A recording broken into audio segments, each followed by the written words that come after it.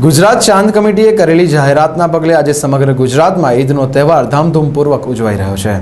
વડોદરામાં પણ મુસ્લિમ બિરાદરોએ આજે ઈદનો તહેવાર મનાવ્યો હતો। વડોદરા શહેરના વિવિધ વિસ્તારોમાં આવેલી મસ્જિદોમાં મુસ્લિમ બિરાદરોએ ઈદની નમાજ અદા કરી હતી। વડોદરા શહેરમાં 135થી વધુ સ્થળોએ મસ્જિદોમાં મુસ્લિમ બિરાદરોએ ઈદની નમાઝમાં મોટી સંખ્યામાં ભાગ લીધો હતો। મુખ્ય નમાઝના વડોદરાના ઈદગાહ મેદાનમાં પઢવામાં આવી હતી, જેમાં મોટી સંખ્યામાં મુસ્લિમ બિરાદરોએ આવીને ઈદની નમાઝ અદા કરી હતી અને ત્યારબાદ એકબીજાને ઈદના મુબારક પાઠવ્યા હતા।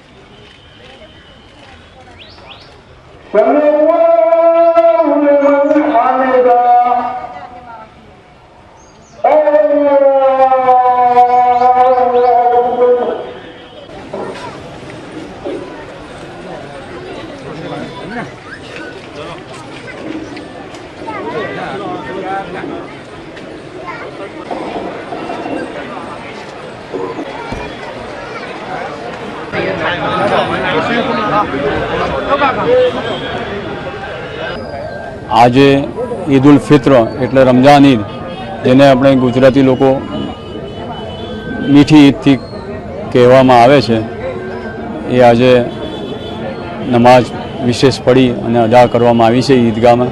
હજારો મુસ્લિમ લોકો આ ઈદગાહમાં નમાજ રાબતોમાં પડવા આવે છે અને પડી ઈશ્વર પાસે, અલ્લાહ પાસે મેં દુઆ કરી છે, પ્રાર્થના કરી છે। આપણો વડોદરા શહેર જે સંસ્કારી નગરી તરીકે, કોમી એકતા તરીકે મનાય છે, એ અકબંધ રહે, તેમજ આપણા વડોદરા શહેરને ઉત્તરોત્તર પ્રગતિ મળે અને આજે આપણે શહેર સ્માર્ટ સિટી બનવા જઈ રહ્યું છે, એમાં મુસ્લિમ લોકો યોગદાન આપે, સહકાર આપે તેવી હું અપીલ કરું છું।